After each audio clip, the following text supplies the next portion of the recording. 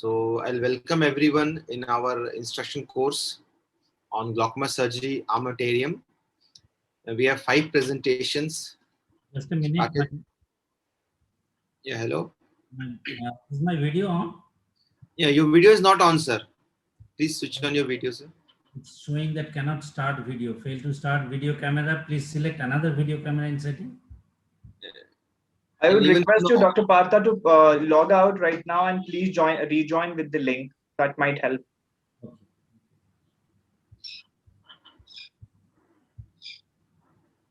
Correct. Over to you, Dr. Manish. Yeah. So we have 5 presentations. Unfortunately, due to certain personal issues, Dr. Supriya won't be able to join today. So we'll start our first presentation with Dr. Partha Mandal, sir. Sir will be sharing a very important presentation on how to choose the right surgery for your patient. The overall idea of this instruction course is basically to give an overview about what are the best possible surgical options we have for our patient and how to enhance the overall surgical success of your trabeculectomy, your shunt surgery, and how to manage the complications for your patients. We'll request Dr. Partha sir to please share his screen. Dr. Partha sir is the Chief Glaucoma Consultant at Disha Durgapur with vast experience in managing glaucoma for more than 3 decades. Yeah, we can see your slides, sir. Yeah, but video is not on. I think you can forget it. It's fine. Is it so okay? You can start. Yeah. Yeah, Partha, it's okay. We can see. Yes. Yeah. Thanks, Manish, and thanks AIOS Scientific Committee. And good afternoon, the respected viewers. I will be talking about choosing the right surgery for our patients. Usually, I'll talk regarding the combined surgery, both for cataract and the glaucoma, as opposed to either filtration surgery first, followed by cataract, or cataract surgery followed by filtration surgery. The timer is on, Manish? Yes, doctor. Please go ahead. Timer is on. Yes. Or I will think about if it is only glaucoma surgery, I'll choose whether it's trabeculectomy or tubes. Usually when our thought process works, whether which surgery we should go for, we'll think of whether the glaucoma status is controlled or uncontrolled, whether the glaucoma severity in terms of whether it's mild, moderate, or severe, as opposed to the target intraocular pressure, the grades of cataract, and also the type of glaucoma. In addition to all these things, also we consider the status of the other eye or whether the patient is one-eyed or not. Just give some examples quickly and just try to find out how our thought process works. If it is NTG, normal tension glaucoma with a significant cataract, if the intraocular pressure is controlled with medications, usually I'll go for only cataract surgery. Considering that the cataract surgery alone may not lower the intraocular pressure in lower teens, so you may have to continue the anti-glaucoma medications along with that. If the NTG with significant cataract but not achieving the target intraocular pressure, definitely I'll go for the combined surgery, because the combined surgery will have a beneficial effect on intraocular pressure so that I can stop or I can reduce the anti-glaucoma medications. In case of the primary open angle glaucoma, if it is controlled with single medications, then I'll go for the cataract surgery, because the cataract surgery alone may get rid of the number of medications, or we can stop the anti-glaucoma medications. If the POAG controlled with 2 or more anti-glaucoma medications, I'll go for combined surgery, because the combined surgery may get rid of treatment or lower the number of surgery. In case of POAG, sometimes we need to find out how the glaucoma is if it is not controlled, whether if it is moderate or if it is mild, then even if it is not controlled, we'll go for the combined surgery. But think of uncontrolled cases with severe glaucomatous damage. Probably to be on the safer side, I'll do glaucoma surgery first, followed by cataract surgery. In case of the ocular hypertension, if it is controlled with single medications, the intraocular pressure is controlled with single medications, I'll go for only cataract surgery. But because the cataract surgery may stop the anti-glaucoma medications. In case of the ocular hypertension, whether it is controlled with 2 or more anti-glaucoma medications or uncontrolled, we'll go for the combined surgery. In case of angle closure glaucoma, if it is PACS, I'll go for only cataract surgery. If it is PAC, I'll think of whether it is controlled with medications or not. If it is controlled with medications, I'll go only for cataract surgery, because the cataract surgery may decrease the number of anti-glaucoma medications. In case of PAC, if it is not controlled, then definitely we'll go for combined surgery, because the combined surgery may decrease the progression to angle closure glaucoma. In case of established angle closure glaucoma, in chronic angle closure glaucoma, if it is controlled with single medications, then I'll go for only cataract surgery, because the cataract surgery alone may get rid of anti-glaucoma medications. In chronic angle closure glaucoma, if it is controlled with multiple medications, we'll go for combined surgery. If it is uncontrolled with medications along with the cataract, definitely we'll see how the damage is. In case of mild and moderate with uncontrolled, I'll go for combined surgery. But in case of uncontrolled glaucoma, in chronic angle closure glaucoma, if there is severe damage, I'll be on the safer side and go for the glaucoma surgery first, followed by cataract surgery. In uncontrolled severe damage, it is better to be on the safer side and do the glaucoma surgery first. In case of phacomorphic glaucoma, if it is less than 2 weeks, usually we go for only cataract surgery. But if it is more than 2 weeks, already synechiae develops and all these things, probably will go for combined cataract and glaucoma surgery. In phacolytic glaucoma, definitely cataract surgery, irrespective of what the glaucoma condition is there. Always we should think of status of the other eye, whether it's one-eyed or not. If we want to be more conservative, from IOP point of view, the TRAB is preferred over combined surgery. And if there is significant cataract, there may be some compromise situation, whether you go for only filtration surgery, followed by cataract surgery or combined surgery. Sometimes if the cataract is very severe, when you will prefer TRAB, definitely you should discuss with the patient that you have to consider this decreased vision for some time, unless and until the TRAB works for at least 6 months or so. In combined cases, sometimes patient doesn't want that you can just omit the glaucoma surgery. Then discuss with the patient that actually we do TRAB just to withdraw or reduce the number of medications. Actually, the whole thought process works in that way. If I want more control of intraocular pressure, considering the severity of the damage, then definitely I'll go for only filtration surgery rather than combined surgery, because I have more confidence on controlling intraocular pressure by only filtration surgery rather than combined surgery. But always, sometimes the experience in other eye also counts, because if you do the combined surgery in the other eye and the filtration surgery is not working, then probably you will go for only filtration surgery or in other way around. Considering where you will think of only glaucoma surgery, the timelines of new glaucoma therapies as in addition to the trabeculectomy or the aqueous shunt, the cyclophotocoagulation, non-penetrating surgeries, and laser trabeculoplasty. If we consider all these 4 things, the laser trabeculoplasty, SLT, is not effective in all forms of glaucoma, and this is the limitation, and IOP lowering effects decreases over time. The limitations in cases of non-penetrating surgery is their inability to lower the IOP into lower teens or single digits. In case of cyclophotocoagulation, probably we usually reserve it for the management of refractory glaucoma, but nowadays there is increasingly used as an adjunct to cataract surgery. So finally, it came down to whether trabeculectomy or tubes, because of my experience as well as the limitations of the newer methods. So considering whether I'll do trabeculectomy or tubes only, I just always consider whether it's primary or repeat surgery. In case of repeat surgery, also like whether it's my own surgery or somewhere else the surgery was done. The type of glaucoma, we all know where there is a risk is high chance of failure of trabeculectomy. We may think of tubes like neovascular glaucoma, uveitic glaucoma, ICE syndrome, fibrous or epithelial downgrowth, and post-PK glaucoma. These are according to your experience that probably you go for trabeculectomy with mitomycin C or sometimes tubes. In case of the conjunctival conditions, whether there is a lot of scarring like post-VR surgery or ocular surface disease, the conjunctiva is not good. In those cases, probably you just go right away to tube surgeries rather than trabeculectomy. And Also, you should consider the age of the patient when you will consider whether trabeculectomy or tube should be done. The trabeculectomy is also always gold standard. The advantage of trabeculectomy that if you do the trabeculectomy, you can keep more options open.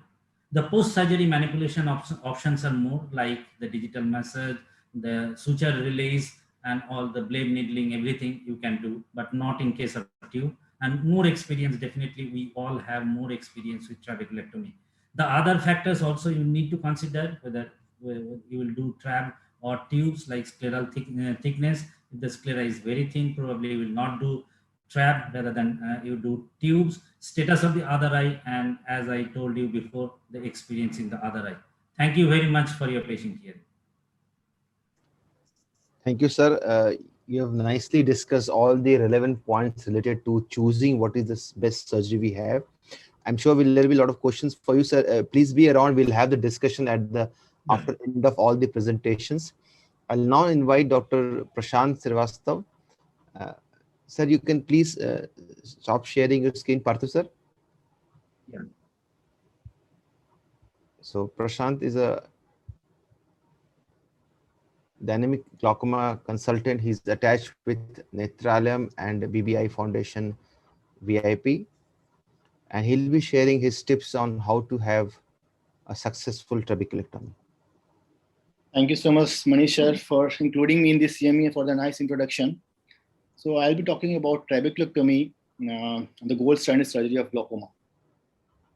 First of all, there is no financial interest in the surgical procedure or any of the techniques or instruments shown in my presentation. So elevated intraocular pressure is one of the most dangerous risk factor and most significant risk factor in the management of glaucoma. And if the pressure is high, the glaucoma is going to progress only. So therefore, if the glaucoma is not able to be controlled by medical management, we have to plan a surgical intervention. In regard to that, Kane's trabectomy, which was invented in 1968, remains gold standard still now. Till now, it remains gold standard for glaucoma procedure. It is one of the most commonly adopted glaucoma surgery. And with the introduction of metabolites, the surgical success rate has been increased from 26 to 90% plus in good cases. So indication of doing a surgery, glaucoma intervention surgery, is documented field loss or optic nerve damage despite of maximum tolerated medication and laser therapy, anticipated progressive damage of the nerve or field loss, and well documented, or intolerably high intraocular pressure. And sometimes if the pressure is under good control and the glaucoma is under control, there is no progression and patient develops cataract, then we can combine it with the cataract surgery. One more indication could be a poor compliance to the medicine. Sometimes the patients are not able to put drops on time. Sometimes affordability issue is also there. In such cases also, we can consider doing a early glaucoma intervention in form of surgery. So there are two types of basically trabectomy. One is fornix-based and limbus-based. In limbus-based surgery, incision is made away from the limbus and the flap is formed over the limbus. The advantage is, since the limbus is closed, the area around the limbus is closed, it allows a watertight closure of the wound, so there is less chances of early wound leak or conjunctival leak in early post-op period. Disadvantage is, the blade which is formed migrates towards the limbus. There is a phenomenon called a ring of steel. The ring formed around and which is circulated by a fibrous capsule. So very localized area of blade may form, or there are chances of encapsulated blade also. A fornix-based flap, nowadays most of the surgeons have shifted to fornix-based surgery. It is easier to perform, and the first incision is made near the limbus. The flap is just behind, so near the fornix, so it is called fornix-based. It is easier to perform. There is more exposure, and the assistance by you don't need a very good assistant. Also, it's easier technique. Disadvantage is since the conjunctiva towards the limbal size is loose, there is chances of wound leak or conjunctival leak in initial period. Morphoid self-size system is a modified trabeculectomy system which is aimed to reduce the complication rate of trabeculectomy and reduce the chances of hypotony and blade-related endophthalmitis and other complications. So what it advised is the site of surgery should be always superior part of the globe, And if the superior, because it is well covered by the lead and there is a chance of infection and other incidents of other complications. And if the superior area is not available, if it is scarred or it is thinned out, then other area cannot be taken. You have to go to other techniques like a drainage implant, which can be done in inferior area also. So first step is taking a traction suture. So they have suggested to take a corneal traction suture in place of conjunctival normal brittle suture. Why? Because in corneal traction suture, there is no chance of hyphema, whereas we're taking a bite from the conjunctiva. Sometimes there is bleeding and hyphema, which can cause inflammation and reduces the chances of bleb success. So that corneal traction can be done by 7-0 silk or 6-0 silk suture. Now next is the conjunctival incision. So we can, to get a diffuse bleb, the incision should be small, around 5 to 10 millimeter. And here, this is how the incision taken from the limbus. The conjunctival handling should be very meticulous and very gentle. If the conjunctiva is damaged, we are going to lose, may not be lose, but they're going to reduce the success rate of the surgery. After opening the conjunctiva, next is scleral flap. Now there are different techniques, different designs, different techniques of doing scleral flap.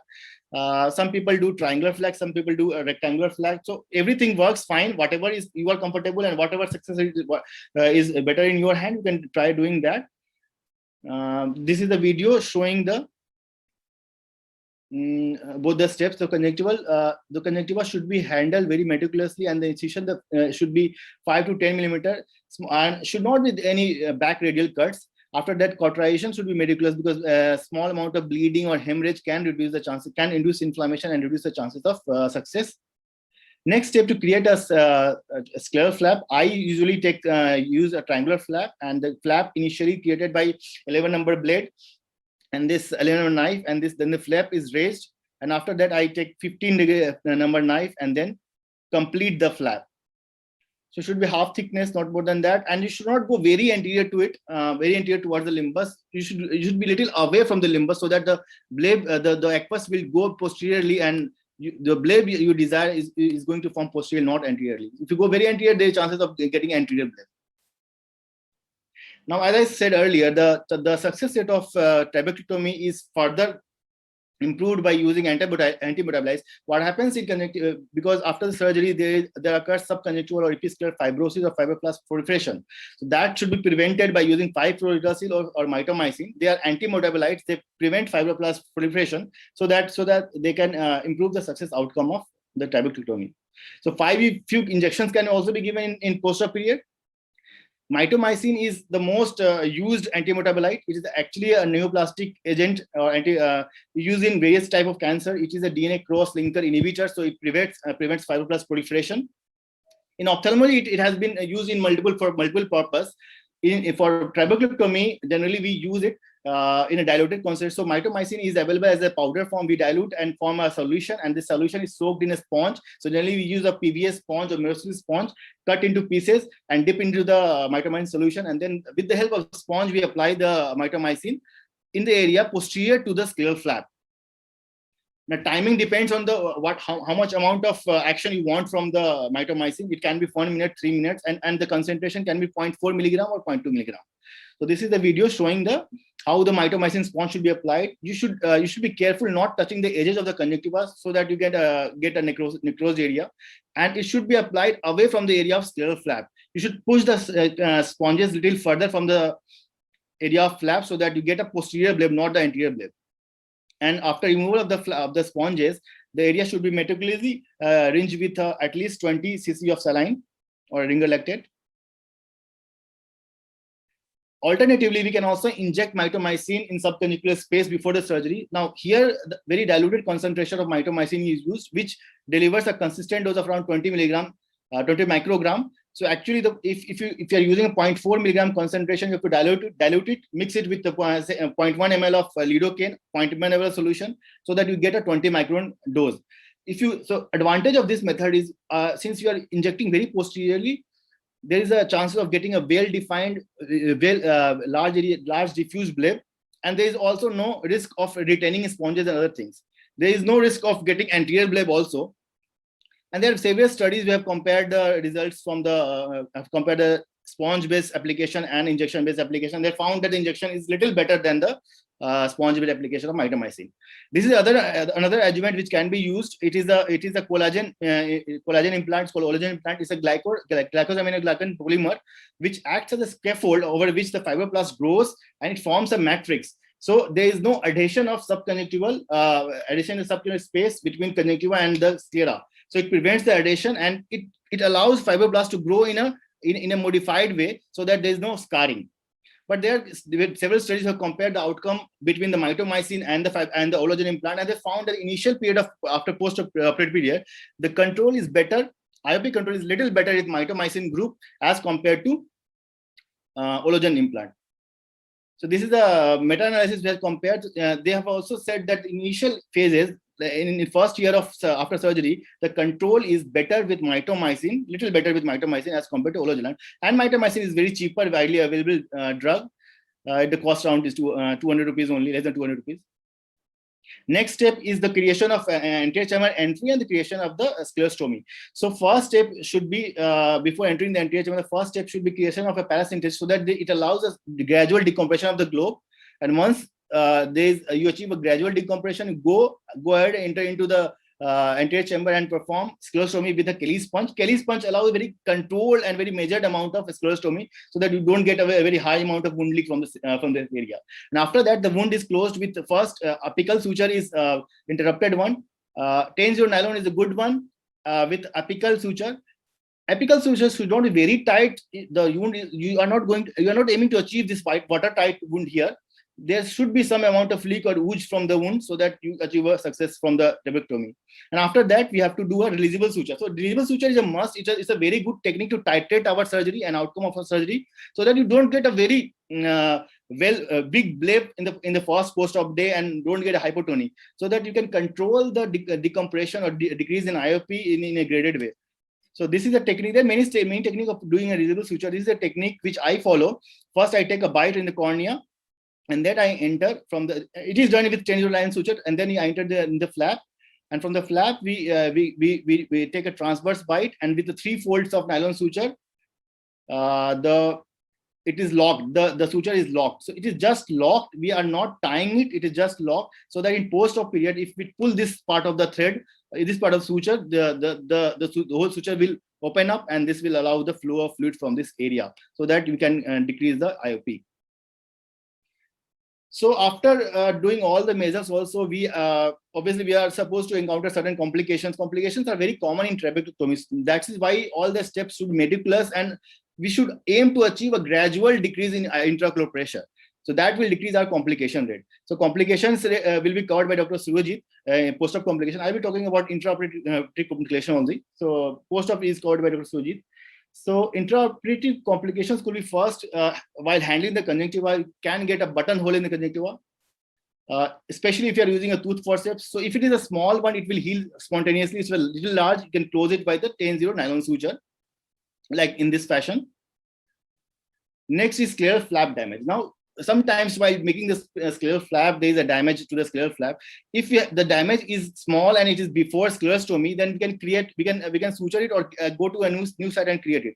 But if the damage is after making a sclerostomy, then see if the damage is minor, then suture it. If the damage is severe and you see that it's not salvageable, then better to cover that area with graft, scleral fascia or graft, and then patch the whole area, and then perform a trabecutomy next time in some other area.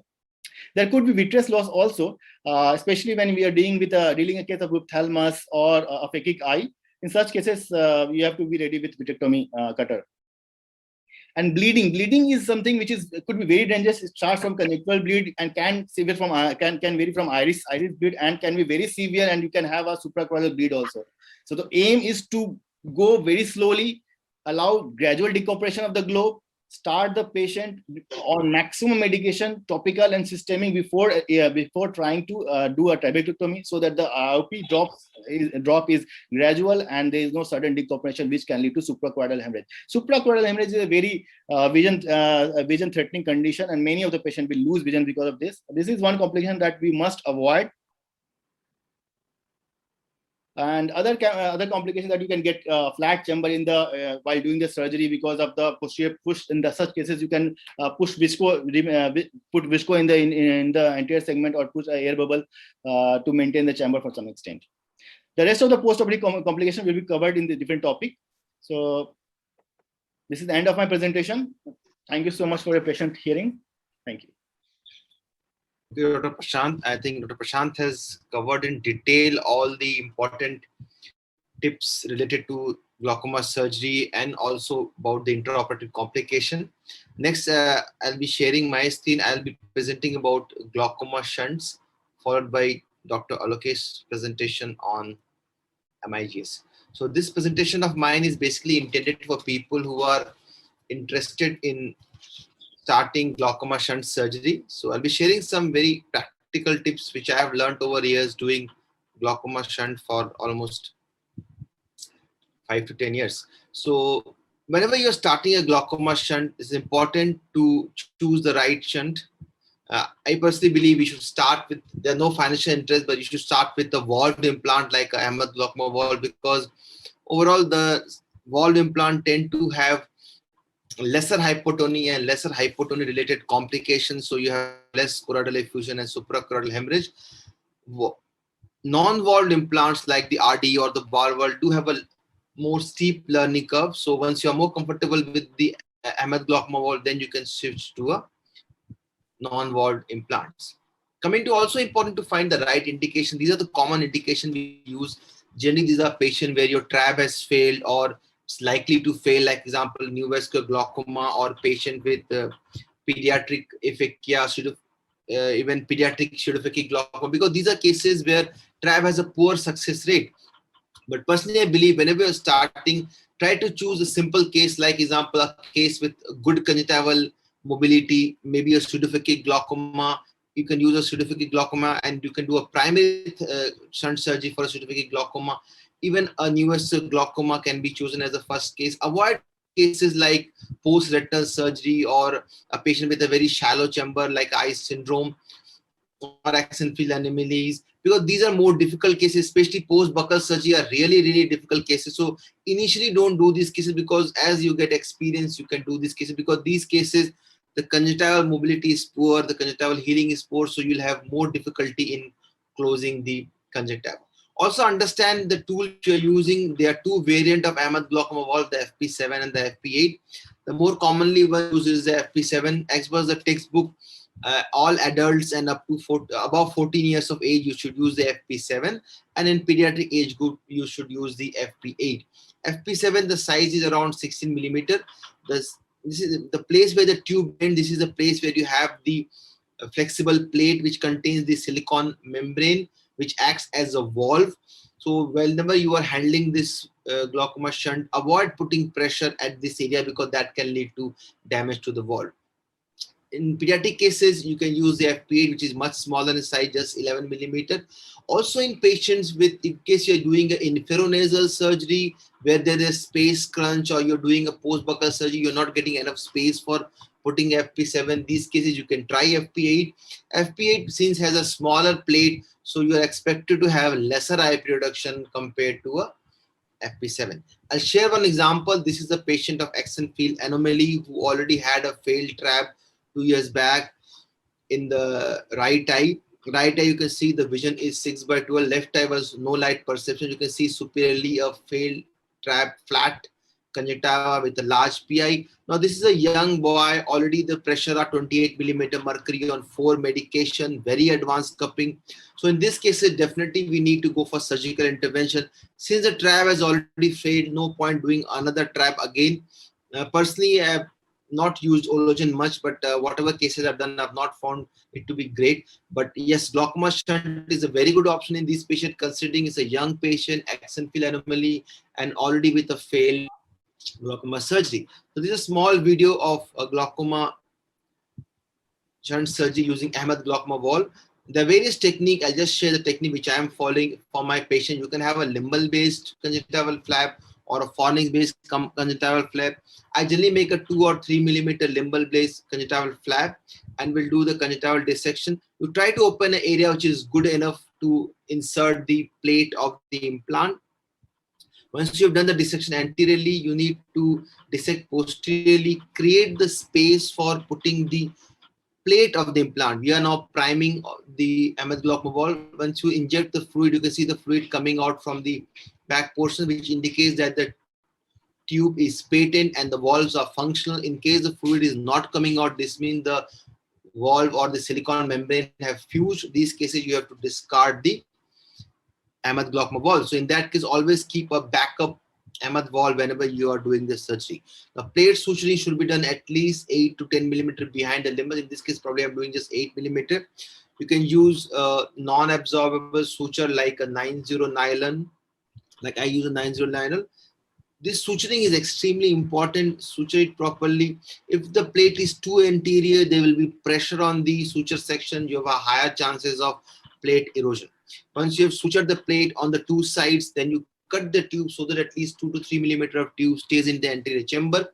Use a 23 gauge needle to create the track. And I'm using a specially designed forceps to insert, but you can use a normal Mac forceps also. Whenever you're inserting the tube, try to stay as away from cornea as possible. Oh, sorry. Yeah. So try to stay as away from cornea as possible, because if you're too close to cornea, you're bound to have a corneal decompensation, because even when the eye is moving, the tube does have some amount of movement and can lead to corneal decompensation. Once you have put the tube, secure the tube properly, cover it with a scleral or corneal patch graft, whatever is available. Corneal patch graft is better because it is better cosmetically. And after you have done that, you can close the conjunctiva using an 80 Vicryl suture with a round body needle. Now you can see we are closing the conjunctiva in the continuous interlocking manner. This is a post-operative picture. You can see a very well controlled IP. The bleb was very big. Basically, the patient had a tenacious formation. In case you are having a post-penetrating keratoplasty patient, these cases you have to put in the sulcus because you want to stay away from the cornea. This particular patient already had a vitrectomy done, so we went for a pars plana approach. You can use the Ahmed glaucoma valve with the pars plana clip, but nowadays we don't use it because this is more costlier. You can use a simple FP7 also and put the tube in the pars plana at least 4 millimeter behind the limbus, so it goes straight away into the vitreous cavity. I'll touch about the Orolob aqueous drainage implant. It's a great addition to the armamentarium because it's almost 1/4 of the price of Ahmed glaucoma valve. So considering in Indian scenario, it's a very good addition. Only thing, it's a non-valved implant, so the technique is slightly difficult and slightly different. If you have to make a much larger section for these patients, and because it's a much bigger implant, you have to make a larger conjunctival dissection. After you have done the conjunctival dissection, you need to look at the muscles also, because the wings of the implant are inserted into the muscles. So the location of the muscles is important. For example, this is supratemporally we are doing, so lateral rectus and superior rectus has to be dissected, and the wings have to be inserted under the superior rectus and under the lateral rectus. Once you have done that, then you can suture the plate using the 90 nylon suture. After that, this is a very important step. You have to occlude the tube using a 60 or a 70 Vicryl suture. You can see we are occluding because these are non-valved implant. So you will occlude the tube and you will put the tube inside. So for 1 to 1.5 months, there will be no flow. But by the time, a capsule will be formed along the plate of the implant. And once the Vicryl dissolve, the flow will start, and then there won't be any hypotony. If you don't tie it properly and you insert the tube, there will be very bad hypotony and the pressure will be 0 and you will end up with a bad choroidal. So once you have inserted it, we have ensured that it is totally occluded. Then you insert the needle and you secure the tube. And the rest of the surgery is almost similar. You have covered with the scleral patch graft, and then you will close the conjunctiva in a continuous manner. I'll just share this new video which I have recently done. Nowadays, whenever we are doing RD valve, In this case, what we are doing, we are putting some venting slits. For example, you can see I have secured the tube. I have injecting fluid. I can see the tube is totally blocked. It is non-functional. I'll cut the tube. I'll insert it into the anterior chamber. But since for 1 month it will not function, we'll put some slits into the tube anterior to the place where we have occluded and then cover it with the scleral patch glove. These slits will have some oozing of aqueous, so it will maintain the pressure for next 1 month as long as the vacuole is not dissolving and the tube is not started to function. Sometimes in cases like these, like this is a patient who had a failed trabeculectomy, he's a young boy. In this case, patient developed a cataract. These cases, you can combine a cataract surgery with a tube implantation. So first we have secured the plate. After securing the plate, now we'll go ahead with the cataract surgery. We should not do cataract surgery first, because if you've done a cataract surgery and you have done a vitrectomy, then the eye will become hypotonous, then securing the plate becomes very difficult. Once you've done a cataract surgery, you have done an anterior vitrectomy because it's a pediatric eye, then you secure the ports and then you go ahead with the implantation of the tube. The rest of the technique is similar, but just you have to put the tube slightly longer, maybe a millimeter longer than adult population, because these patients, as the eye will grow in size, the tube has a tendency to retract. There can be multiple complications starting from tube erosion to corneal decompensation and tenacious formation. I'll just share a few. Meticulous surgery is extremely important, because if you are meticulous with surgery, you can reduce the chances of complication, because managing complication in this case sometimes can be difficult. To reduce formation of tenacies, what we do nowadays, whenever post-operative the pressure goes above 10 millimeter, we start with aqueous suppression, and there are studies which have shown that using aqueous suppression reduces your chances of tenacious formation. Avoid going inferiorly. In case you are going inferiorly, I always go inferonasally, because inferotemporally I had this patient where half of the bleb was outside. It's very bad cosmetically and also has risk of infection. This is a patient where there was no tube corneal touch, still patient had a corneal decompensation. So it has been shown that with glaucoma MS shunt, because of the backflow, sometimes you can have corneal decompensation. So try to keep the tube as away from cornea as possible. Even if it's touching the iris and all, will not matter much. This is another patient where we have corneal decompensation. In this case, we just went ahead and trimmed the tube, made the tube smaller, which helped in the patient. So this can be tried. Just reduce the size of the tube so to reduce the movement of the tube. In case that this was an aphakic patient, in case you're operating aphakia, make sure it is a well vitrectomized eye, because once you put the tube, the flow will start from the anterior chamber, and in case there is any vitreous in the anterior chamber, it will come and block. So always, I'll say, always do a partial vitrectomy in case a patient is aphakic or there is any vitreous in anterior chamber. This is another patient where we did a surgery, one-eyed patient, pressure was 52. Post-operative, there was a flat chamber with almost 4 millimeter pressure. This case, we suspected that was a wall malfunction. There have been reports of wall malfunction. So in this case, we went ahead and we blocked the tube using the 6-0 Vicryl suture. You can see, I'll take another minute. 6-0 Vicryl suture was used, and we internally blocked the tube to, you can see we are introducing the 6-0 Vicryl, and post-operatively the chamber was formed and the eye was restored. This is another case where post-operative there was a graft retraction. Sorry, no graft. There was a tissue retraction and the scleral patch graft was exposed. In that case, you can take trim the tissue, and then you can take a graft from inferiorly and cover it. So we should be aware of how to manage our complication. And but most important thing, these are very good tools for our armamentarium. Try to be meticulous in your surgery so that you can reduce the complication. But once you have them, you should be actively and aggressively managing them. Thank you so much. So I think we'll move to the next presentation by Dr. Alokesh Gangli, and we'll take all the questions after all the presentations are over. So Dr. Alokesh Gangli, currently the East Zonal representative of Glaucoma Society of India. He's a senior glaucoma consultant at Premvada Villa Arvind Eye Hospital and trained at Arvind Eye Hospital, Madurai. Thank you, Manish.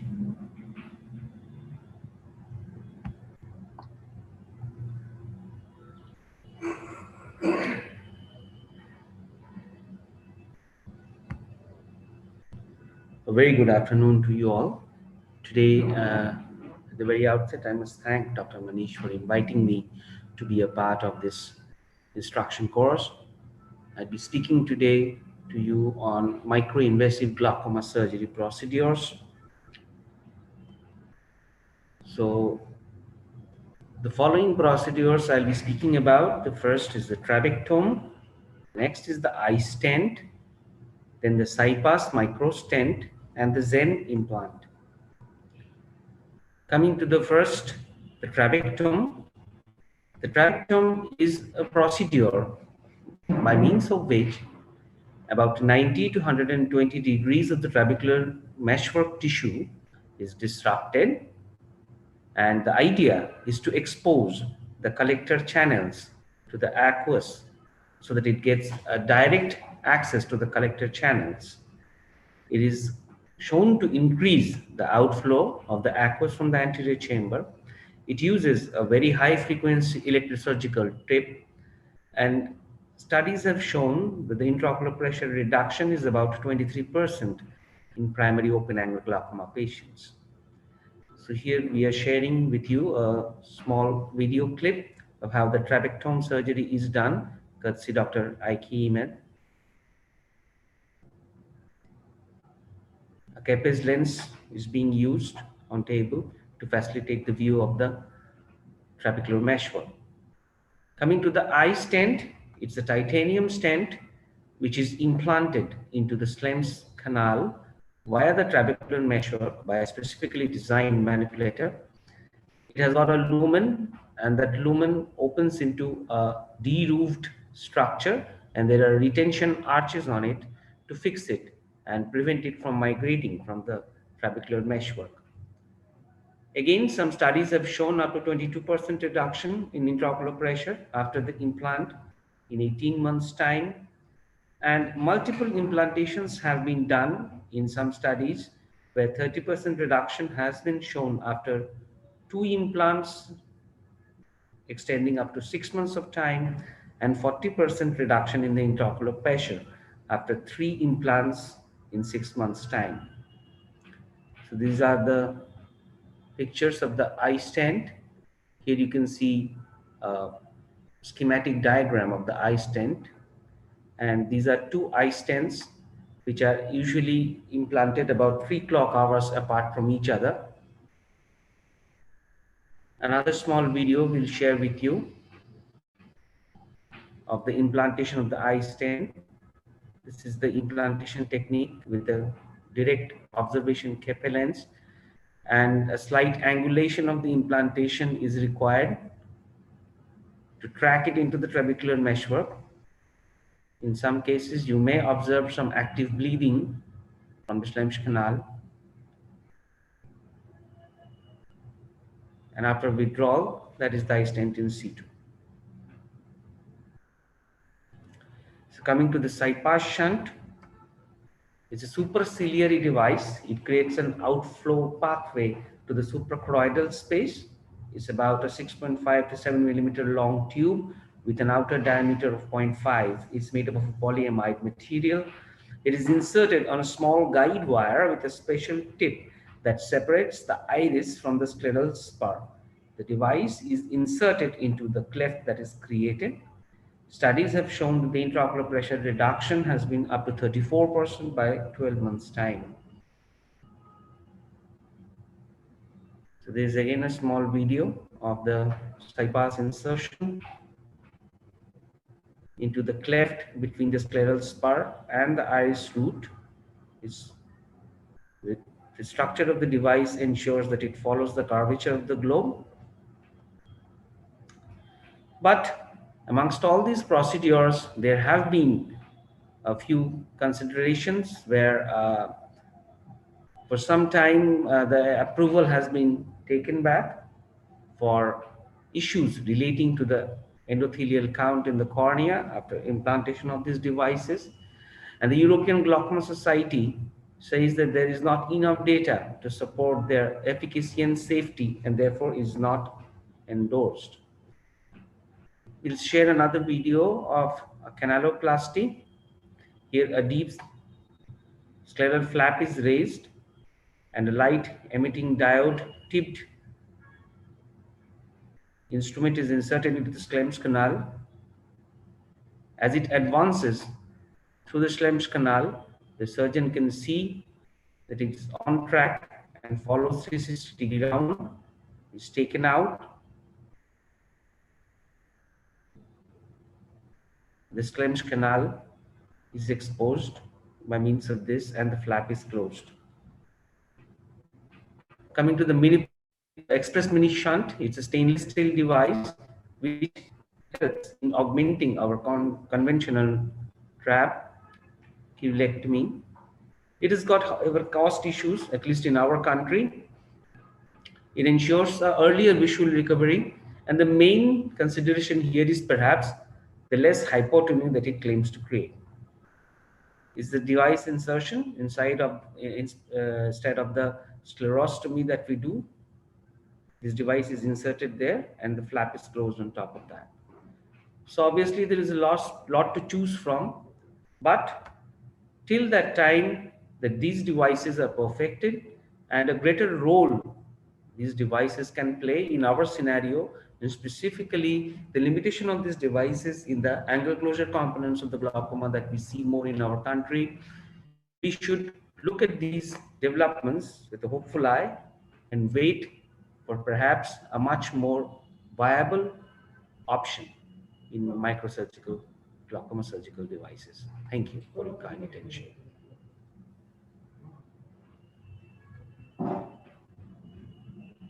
Thank you, Alokeshda. We'll move to the last presentation by Dr. Surajit Chakravarti. Dr. Surajit? Yep. You can please share your screen. So Dr. Surajit will be talking about the post-operative complications of trabeculectomy and how to manage them. Dr. Surajit is the Chief Glaucoma Consultant at Priyambada Birla Arvind Eye Hospital. He has been trained in glaucoma at Arvind Eye Hospital, Coimbatore, and has been the East Zone Glaucoma India Program Coordinator of GSI. Thank you, Dr. Surajit. Thank you, Manish. Thank you. Hi, audible, I hope? Yeah, you're audible. Okay, thank you.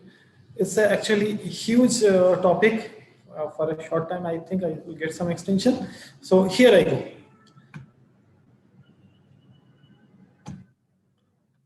We all know that glaucoma is known for complications, glaucoma surgery, and there are some dreaded complications which we are scared to look at, like these, but not all the patients will have this kind of problem. So let's start the usual complications we face one by one. So commonest is a shallow anterior chamber that can be associated with high IOP or low IOP. The high IOP conditions are pupillary block, malignant glaucoma, posterior pushing mechanism, posterior scleritis. The ones with low IOP are more common with wound leak, bleb leak, overfiltration, and sometimes cyclotaxis cleft. So coming to the leaking bleb. Early leak can be treated with aqueous suppressions, withholding or reduction of topical steroids, topical aminoglycosides, pressure patch, large diameter DCL, fine articulate glue application, corrective surgery, and old leak has to be, there has to be a bleb revision. This is a photo of pressure patch by torpedo bandage. Torpedo, the name comes from the shape of this pellet, which is put over the upper eyelid to create a localized pressure to prevent overfiltration or leak. Or other way to treat is with tissue adhesive. With small leak around the limbus, it can be working very well with tissue adhesive. As you can see, after 7 days, the tissue adhesive has fallen off and the blade has raised. Late leaking blade is always inevitably go for a surgery, and we have to excise the whole part of the leaking blade with excision of the fibrous tissue and cover it with a new scleral patch and close it nicely. Next complication comes the choroidal vision. we have to be very careful to discontinue any medicine which can cause a choroidal effusion, and wait a while. Cycloplegia may help. Modulation of topical steroids and systemic steroids. Reformation of anterior chamber with viscoelastic air or gas may be required, and sometimes draining or reformation of anterior chamber is required. And if there is a leak, then resuturing of flap along with the graft may be required. A cyclodialysis cleft is another entity. It can be viewed with gonioscopy, but it is very difficult because in a hypotenuse eye, it is difficult to do the gonioscopy itself. Better visualization is with UBM and cycloplegia, laser diathermy, cryotherapy, surgical closure may be required. You can expect a high IOP after closure of cyclodialysis cleft. In the early postoperative period, a low IOP and elevated bleb. Think of overfiltration. The overfiltration can be treated with a pressure patch, large diameter contact lens, compression cell, injection of autologous serum or blood in the bleb, reformation of anterior chamber, and to drain the choroidal sometimes and resuture the flaps. The simbleferon ring, rarely used these days, may be of help. This is a photograph of autologous blood injection. This is a bleb compression suture. And if in early postoperative period there is low IOP with shallow anterior chamber, aggressive treatment will be required if there is a lenticulocorneal touch or corneal decompensation and chance of bleb failure. Also, aggressive treatment will be required if the choroidals are very high, that is nearly a kissing or a kissing choroidals, and there is a need for rapid visual rehabilitation. Well, when there is high intraocular pressure with flat bleb and shallow anterior chamber, think of these three entities: the suprachoroidal hemorrhage, aqueous misdirection, and pupillary block. And these are the risk factors, predisposing factors for suprachoroidal hemorrhage. In these conditions, you have to be very careful while treating. And there is sudden onset of pain intraoperatively. If it happens, you need to close the eye, close the incision immediately. And if it happens in postoperative period, for example, after suture removal, supportive therapy, analgesia, aqueous suppressions, cycloplegia is administered, and drain when the ultrasound evidence of liquefaction, because if there is active bleeding, it may recur again, and that can cause dangerous suprachoroidal hemorrhage. The other entity, aqueous misdirection, there may be a prior angle closure. Iridotomies are not curative in these cases. Rather, iridotomy is a criteria to qualify it as an aqueous misdirection. Medial therapy, laser therapy, and surgical therapy are administered. Medical therapy consists of atropine, aqueous suppressants, hyperosmotics, steroids, phenylephrine, and laser therapy may be with YAG hyaloidotomy, that is rupturing the anterior hyaloid face with YAG laser to create a space between the posterior segment and anterior segment, and shrink the ciliary processes with argon laser may be of some help to break the addition with the ciliary processes. Surgical therapy can be required to lyse the hyaloid, and pars plana vitrectomy or pars plana vitrectomy with trabeculectomy or drainage tube may be required very rarely. Pupillary block is relatively easier to treat. A simple iridotomy resolves the problem often, and control of inflammation is required to maintain it. Next, coming to the warning signs, the failing bleb, when the IOP is high with a formed anterior chamber. The failing bleb shows a flat disposition, vascularized, and no microcysts. It is usually preceded by a gradual increase in intraocular pressure and change in the bleb's appearance. The surgical factors which causes a failing bleb may be tight sutures or blocked stoma or a retained viscoelastic But most often, this is the most notorious thing. The episcleral scarring is something which causes bleb failure. There may be 3 potential sites for your outflow resistance: the internal sclerostomy, external sclerostomy, episcleral subtenonous capsule. Gonioscopy has to be done before you go for a surgical intervention. Sometimes the pilocarpine is of some help, especially if it is a very fresh blockage with iris tissue. It drags the pupil away from the wound, and argon laser or ND-YAG laser may be required to open up the stoma from internal aspect.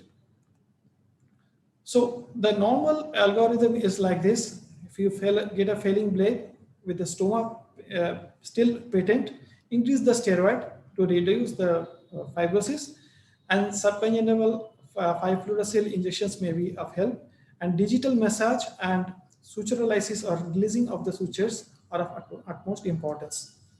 Bleb massage, it is essential to establish the subtenonous aqueous lake at early postoperative period. Let us have a small video, but I think we'll skip it because of interest of time. Suture release is very important. Please remember, it is mostly done between 2 to 6 weeks. More time can be allowed if you are using antimetabolites, and antimetabolites really lengthens the time. Very early release can cause hypotony, and very late release will cause ultimately a bleb failure. So a timely suture release is of utmost importance. You first do a bleb massage to see how the bleb is elevating, then do a suture release. Prashant has shown you the putting of the releasable sutures, and this is how you release it. And after that, you definitely need to give a nice bleb massage to elevate the bleb. And this is argon laser suturolysis. I'm not going into much details. The other problematic feature in postoperative period is an encapsulated bleb. Is more common in young patients. Topical beta blockers or aqueous suppressants are of some help. Most start functioning in a few months. If not, then bleb needling has to be done. This is how you do a bleb needling. You choose a place at least 10 millimeters away from the site and enter with a 26 or a 30 gauge needle, and to and fro side to side movements while passing through the sclerosed fibrous tissues, and you can reach up to the anterior chamber. A sudden shallowing or softening of the globe will be noticed. Some small amount of bleeding also can go into the anterior chamber, and that's it. To break the adhesions to in the subconjunctival fibrosis area, this is of much help. Well, when a bleb has already failed, what to do? The usual algorithm is to restart medicines, do a gonioscopy to see whether any stomal blockage is there, and if not, then you go for a needling, and bleb revision can also be required. The final treatment is with a retrieval or a shunt surgery, which Dr. Manish has depicted nicely. One of the most dreaded complications is blebitis and endophthalmitis, the infections. Please remember, bleb infection is an emergency because it has a direct communication with the internal structures of the eye. So patients should be told to seek ophthalmological attention immediately if they develop purulent conjunctivitis, because patient may think it is a conjunctivitis. Ultimately, it may be an endophthalmitis. So it has to be treated seriously and as soon as possible. Well, cataract progression is a very common complication of glaucoma filtration surgery, and you can avoid it by having a postoperative hypotony. If you have a postoperative hypotony, you run the chance of getting cataract more. So please try to avoid it. Avoid direct lens trauma and please consider combined cataract and filtration surgery in primary glaucoma if there is a significant lens opacity. Last but not the least is the wipeout of the remaining visual field. This is a very rare but very important complications of filtration surgery, particularly if the field of vision is constricted to less than 10 degrees of fixation. Prevention is to avoid and treat any pressure spikes. As much as possible, pressure spikes should be avoided. And also in the block, during giving the peribulbar block, adrenaline also better to be avoided. And precautions to avoid peri and post-operative hypotony. And perioperative systemic hypotension is another factor that can cause a wipeout. So to summarize, post-trabeculectomy shallow anterior chamber can be associated with both low and high intraocular pressure. We need to pinpoint the cause and treat accordingly, maintaining as much as possible the delicate balance between the preserving the visual function and bleb function. In failing blebs, early recognition of problem and timely intervention is necessary to retrieve the bleb function. And please remember, bleb infection is an emergency. Patient post-glaucoma surgery should be told to seek ophthalmological attention immediately if they develop a purulent conjunctivitis. Thank you so much. Thank you for your patient hearing. Thank you, Dr. Surajit. I think you have very nicely covered everything well within time. So we do have almost 20 minutes time for discussion, and I can see even Dr. Rita Das madam and Dr. Sumita Mahapatro madam is also joined, and Dr. Jatinder Bhalla is also there. So in case we love to have them also as part of our discussion, we'll request all the speakers and panelists to switch on their videos so that we can have a face-to-face discussion. Anyway, we are meeting after a long time. We are actually not meeting, virtually only. So I'll start with Partho Sir. You were mentioning about spacing up surgery, doing a trap first and then a cataract surgery later. So certain cases you mentioned about it. So normally in these cases, we have seen when you're doing a cataract surgery, the original bleb becomes inflamed, and sometimes we do see some failure of the bleb. So what has been your approach? How much is the gap you give, and how you handle this bleb inflammation? At least 6 months, Manish. After doing the filtration surgery, at least 6 months. And my protocol is, even after cataract surgery, I give a lot of steroid immediate post-op. So that's the take home. I can say that from me, you can take that thing. That's I manage, but it's true that not all the blebs ultimately functions well after cataract surgery. Some blebs fail, and whatever I have seen, that if bleb fails, it's very early, in the early stage, not in the long run. I don't know. That's my actually experience. Anyone would like to add anything, Surajit or Dr. Lokesh? Any different approach you are having, or is you all agree to this? Yeah, generally I agree with Partho. A few experiences that I have about operating on post-trabeculectomy scenarios is this, that basically you are going to operate mostly on those cases where you have a bleb which is functional. So maybe another extension of that is, if you rarely have such a case where there is early bleb failure, you can go in to do your cataract surgery and also revive the bleb internally from the internal ostium. I have seen one case, Dr. R.K. sir had shown us, he had done a video, not my own experience, but I had seen that. A rare scenario, but it's also an option perhaps. So how you revise it? You put some spatula inside the bleb? Yes, that's how I had seen R.K. sir do it. I had not done it myself, but I saw that video. Is early failure, so he had gone in about, as part of the, I had said, 5 to 6 months. The bleb had failed by 3 to 4 months time, I believe. But he gently raised the flap from the internal ostium. Prashant, you were talking about releasable and you showed the technique of releasable very nicely. So when you release these releasable sutures, what has been your practice? When do you decide that, okay, now I should release the releasable?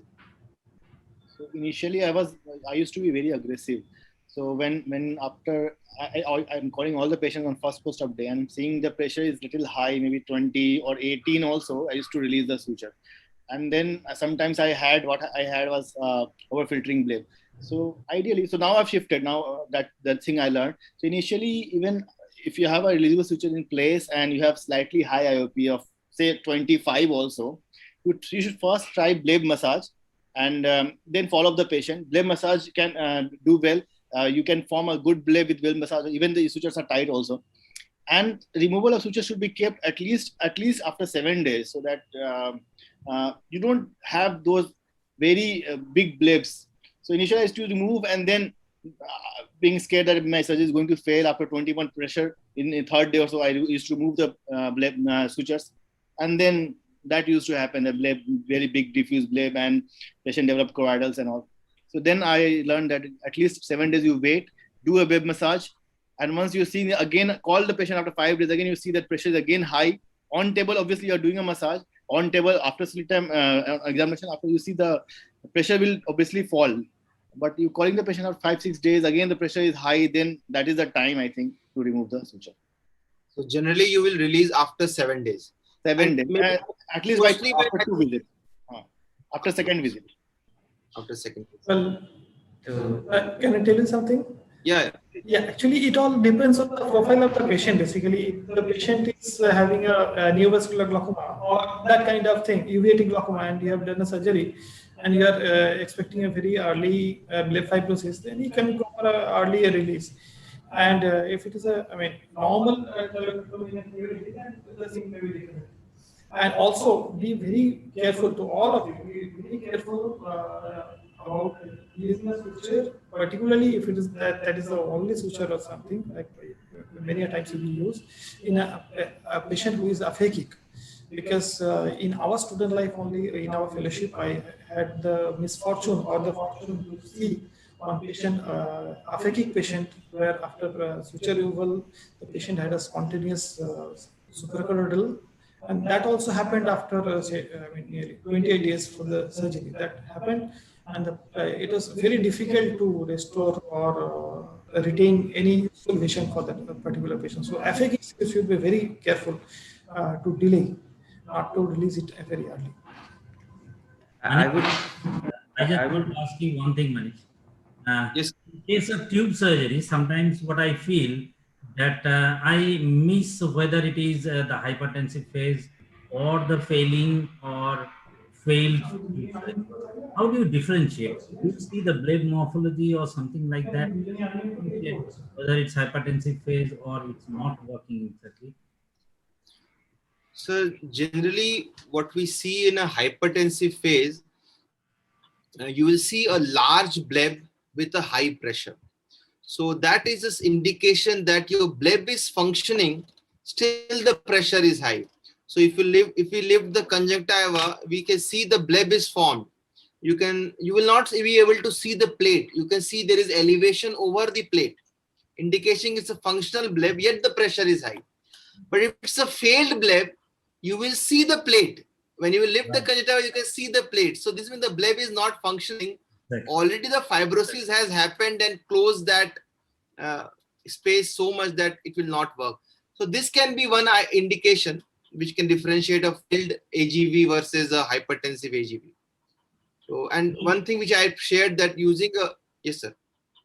Yeah, when you feel using aqueous, it's failing or failed, do you do any manipulation or something like that? If it is hypertensive, so we use aqueous suppressant. If it is a failing bleb, you can see there is fibrosis happening. I have tried increasing the steroid some cases. Some patients I have tried using bleb massage, like we do in TRAB. From inferiorly, you can do some massage to increase the flow. Interestingly, 2-3 patients I've seen it has worked. On table, in the sit lamp, I've done the massage before and after. I've seen some cases 5 to 6 millimeter of pressure difference. I very well remember a surgeon where I had done this, and he was a very, very intelligent person. I taught him, he used to do it. And every time I used to see that definitely it was working. So concept wise also, if you do a pressure massage, some amount of flow can happen. So these are few things you can try. If nothing works, then there's no option but to go for increasing the medical management. And What do you think about repriming? Just as you close the exactly, I've tried it in one case. In fact, actually, we have seen video from Premada only where they had done a repriming. So I've tried in one case, and I don't know how long these things last. exactly, But whether it will really last or not, I've seen a video from Dr. Shirsha and Dr. Nikhil from LVP. What they had done, they opened the conjunctiva. They introduced a needle through the that valve area where you have in Ahmed valve. From the back side, they introduced the needle, and they damaged the valve to make it a valved. This is a valved shunt to a non-valved shunt. Non-valve, right. So they did that, and then they closed the conjunctiva. So a lot of things people have tried, but somehow nothing actually is foolproof. So all this can be tried. I would like to share, Manish, with you one thing, which is this, that it was my idea that, as you had shown in your video, that initially when this for the RD or the when you are closing the lumen, your slits which you make for this thing. So initially it was my impression was that basically, at 90-degree angles, this won't work. It was my idea, because the component of the forces do not lay themselves like that. But there was I think 2018 Indore, there was a nice study which they had presented, some PG had presented, and it was a very good work. What they did, they took the valve and they connected it with a pressure monitor.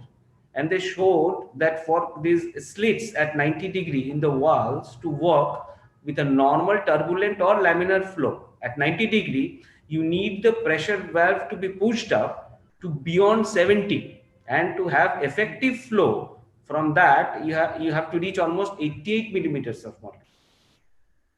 So at least in vitro, not in vivo I'm saying, but at least in vitro, most probably the slits don't work. But I think a lot of people now, in fact, I think in India, Dr. Sashmita Kaushik have published a large series of patients with RD implant in pediatric eyes and adult eye also. And they have used slits. I was using RD implant initially when it was introduced by Auro Lab, and I did around 7-8 cases. 2 patients, I had terrible choroidals. When the vicryl opened up, that was so bad that I actually lost the eye. I don't remember how many eyes I've lost in AGV, but I actually lost the eye in that case because kissing choroidal and it was all messed up. Yeah. So then I stopped doing RD, but then again restarted it recently using the slits. So till now, touchwood, it's doing well, because if you use the slit, that huge pressure difference is not happening. That patient is like, one day pressure is on 40 and the vicryl opens up and suddenly drops to 0. That has not happened till now. But then again, you have to do more cases to see. But in my experience, definitely Ahmed valve is more controlled and safer compared to a valve implant. One more thing I wanted to ask to everyone, like a lot of discussion has been about using injectable mitomycin. So anyone, Parthu sir or Prashant, anyone, how has been your experience, or have you shifted to injectable, or you are still comfortable putting those sponges inside? Actually, yes, Parthu. Yeah, I've not shifted, but the thing is, right now I'm doing a lot of internal blade revision. Actually, what you told about that RK sir has done something like that. I am doing that. I'm doing a paracentesis, and through that a 30 gauge needle, and I'm locating the ostium with direct gonioscopic lens and doing some internal blade revision. In all those cases, I'm giving away from blade subconjunctival injections. Otherwise, it's truly speaking, I have not shifted, but maybe we can think of. But subconjunctival, some mitomycin or 5-FU? Mitomycin. Okay. What is the dose? It's 20 microgram altogether, 0.1 ml. Okay. 180 degree away. Yeah. No, Not 180 degree away. It's away from the blade. It's about 7 millimeter from limbus. So when you're using this needle, 30 gauge needle, Yeah. so you are going through the stoma and you are trying to live. There's always a risk of piercing the stoma and coming into the through the Risk is conjunctiva. there, No? but till now it didn't happen to me. So you are not using a blunt spatula. You are using a needle. Needle. You Yeah. can manage it. You can manage it because you can It can be see tried. subconjunctival space also. You can manage it. Anyone else like to share experience of doing TRAB or FACO-TRAB with a injectable mitomycin? Oh, I have also not started, but actually Sushantadi in the last meeting that we had in between with the physical meeting which we had, Sushantadi motivated a lot. But after that, the second wave happened and we didn't have much cases. I think Sushantadi and Dipanjan has totally shifted almost 80% to injectables. But then again, my point is this: that it is basically all the studies. It's non-inferior to your sponge application. That is all. It's not something better. So it is up to us if we want to. From the TRAB result point of view, yeah. Yeah, maybe somebody is claiming that the bleb morphology may be better, but it is yet to be proven basically. And the other mind block for us not to start, that is you take the patient to block room, give the injection, then come back and do the surgery. Most of the time You have to have some time gap also. And yeah, that is the main thing. And But if you can just- plan, I am very much interested in seeing the blade morphology in the long run Yeah. rather than the functionality point of view. yeah. That's our concern actually. Maybe it's non-inferior, but what about the blade morphology? What about the blade characteristics in the long run?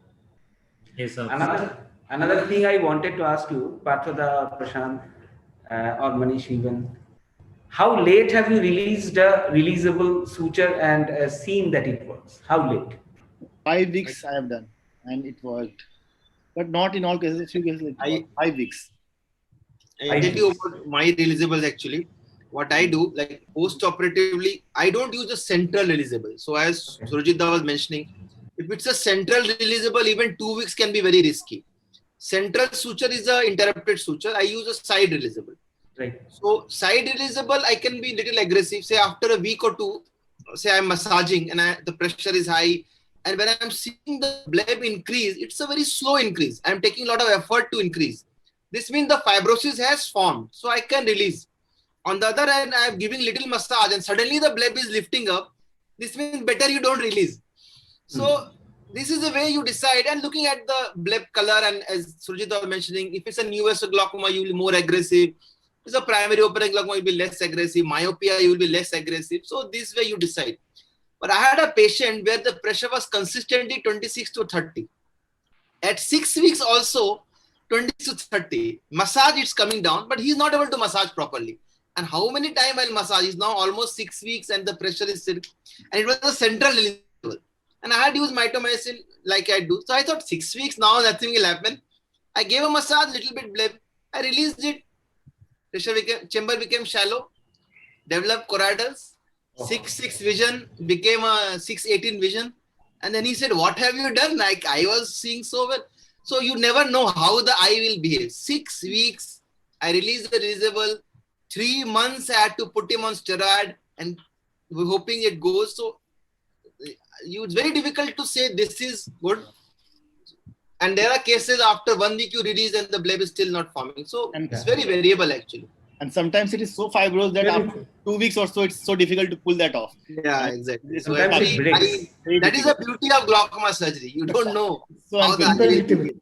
So I would like to ask a question which is related to this topic.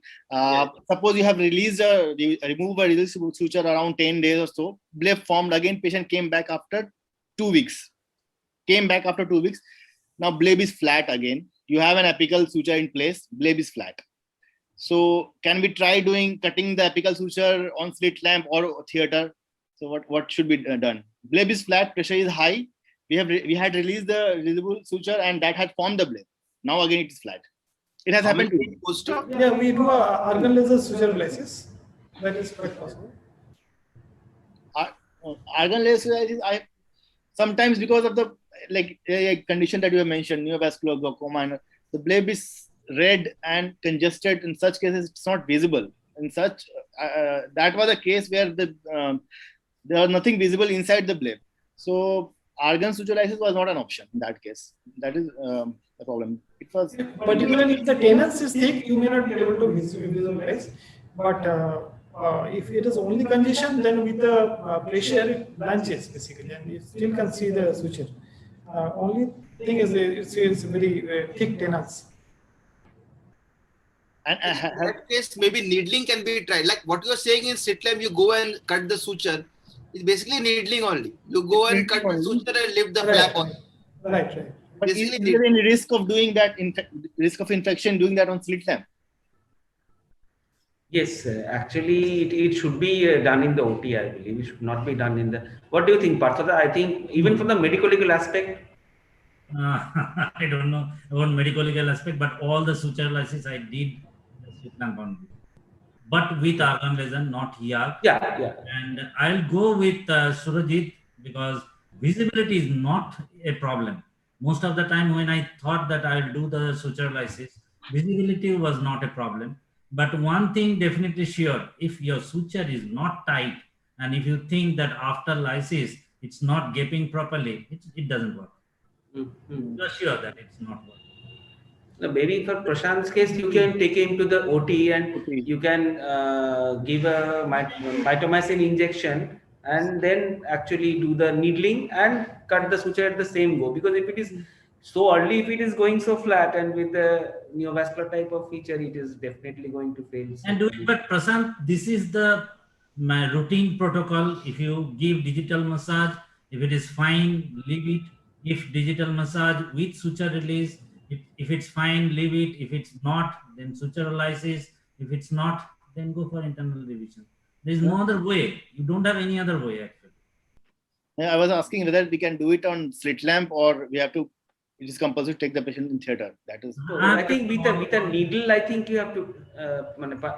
What do you think? You have to Partha? take it With in a theater. needle, if you do, then you have to do it in the theater, no? Yeah, obviously. Yeah. I've never done in. Basically, if you take the patient to the theater, you have more liberty. You are Yeah. having that ease of doing it the way you want. I have done a few cases How in it is slit written lamp in some also. textbooks that it can be done on slit lamp, but I think it is risky, and there were cases in Madurai, I know, that something was done on slit lamp and patient developed infection and they were in trouble. So better to avoid it in the slit lamp so that the patient doesn't have any point to say that he has not taken enough precaution. That's it.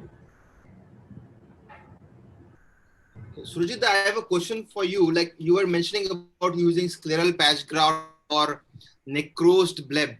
So sometimes when you are planning a surgery for a necrotic bleb, so how you decide that I'll be doing just a conjunctival graft or a conjunctival or scleral both?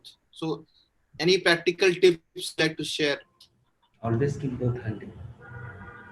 I Basically, think Surajit and Alokes are sitting together, so I can hear Alokes through Surajit's laptop. Yeah, I think you should be prepared for both.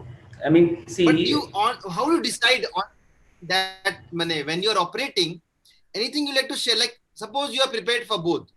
So how you decide, okay, this case I think I don't need a scleral patch graft, a conjunctival will be enough, or like no, this I definitely need a scleral patch graft. see, Anything? when you treat a patient like that, basically you have to have all the things in your hand, because in the OT, after you remove the blade tissue and discover that there is weak skeletal dehiscence, then you have to have a skeletal patch graft. You cannot do it without a skeletal patch graft. So unless you dissect it out, you may not be able to understand the whole extent of, how much the damage actually is. So better to have both the options. Then in the OT table, you will be the best person to decide. I think we have 3-4 more minutes left. So one request, Partha sir, a lot of discussion is there about clear lens extraction in angle closure disease or doing just cataract surgery. So what is your take about just cataract surgery purely for controlling pressure in angle closure disease? Just based on gonioscopy. I think you will all agree that it's based on gonioscopy. If we see that the gonioscopy angle is a positional closure, or to some extent somewhere it's a synechial closure also, then I think that sometimes it helps that the clear lens extraction. and I explain the patient it's not exactly that you do not have cataract. I explain that if we can take out your cataract early, probably you don't need any medications, or probably we can prevent some disease which is disastrous. That is the one thing, but purely dependent on. So in that case, Partha, would you if it's a appositional closure on indentation, you're opening up in all quadrants, something like that. So in that case, would you be mentally more comfortable with having done a PI and then doing the? Yeah, I do PI. Yes. All these things I am telling after doing. Not right. Yes. No, not at all. So that is a point also, Manish, that without doing PI, just doing the cataract is perhaps not what we are comfortable with. Yeah, exactly. It's safer you do a PI and have a dilated evaluation, plan your treatment properly. Absolutely. Then go ahead. I think I'll agree to what Partha sir has mentioned, but few cases I've been really surprised. For example, I had a patient where there was around 180 plus synechia, and definitely the lens vault was very high. And I went there with cataract surgery. I was expecting a good pressure reduction, but actually the pressure didn't come down. Rather, it remained the same. So it's not that always the pressure will come down, especially in patient with extensive synechia. The pressure may still remain high. So you have to tell the patient that you may still require a glaucoma surgery later on. This has happened to me also. There was a patient, old lady. She was on three anti-glaucoma medication and ankle closure disease.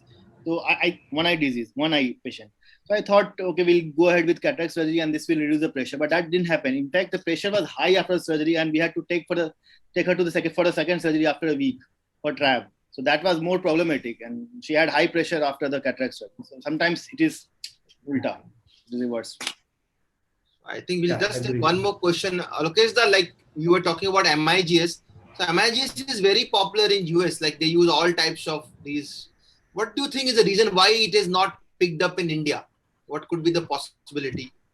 Do they really have the potential, or is just the economical factor? Why MIGS has never been a consideration in India? Zen implant was supposed to come to India in 2019 only, but maybe because of COVID or whatever reason, it didn't come to India. Yeah, but what I feel is this, that maybe most of these studies, whatever I have read, is this, that you are doing it in mild at the most to early moderate disease, number one, which is perhaps not the scenario in more than 60 or 70% of the cases that we see. And the other component is the more number of borderline angle closure sort of chaps we treat on a day-to-day basis, apart from the economic cost. And also perhaps we are not exposed to these things. I mean, the economic criteria, not only for the devices to be bought, but also your training, and see the Kepes lens and the positioning of the patient, is that you have to train yourself to it. Unless and until doing a significant number of cases, and you are quite sure that it's going to help them out, or in your practice later on is going to survive for some amount of time, I don't think nobody is going to invest in our scenario too much time or training for that, unless and until they are convinced to that extent that they go for it. I think we have reached our time, and it was amazing interacting with everyone. Thank you everybody. The sessions were great and lovely interaction. So thank you so much. Thanks to AIUS for giving us an opportunity, and we'll hand over the session to the next speakers. Thank you. All right. Thank you so much. Thank you, Dr. Manish. Thank you so much to all the speakers, and congratulations for keeping it on time so we can hand over the session to the next speaker.